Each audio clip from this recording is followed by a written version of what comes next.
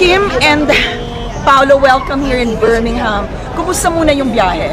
Ang haba. Haba ba? Ang haba ng biyahe para isang araw ata. Pero it's gonna be worth it naman po siguro yung biyahe. Okay. This is your first time here in Birmingham? Yes, yes. Okay.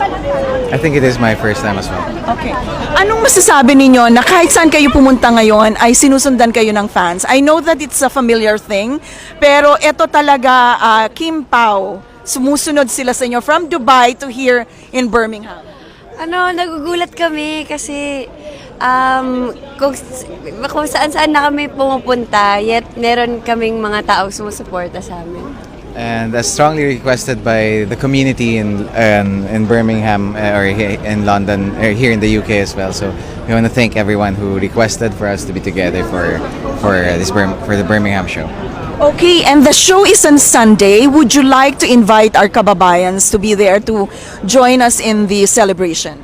Yes, sa Sunday na po, magkita-kita po tayo. Woodgate, Clap Valley. I think kung tama sana ako. Pero sana nandun lahat ng mga Pilipino and magsayahan tayo, kantahan, sayawan, ganun. See you there.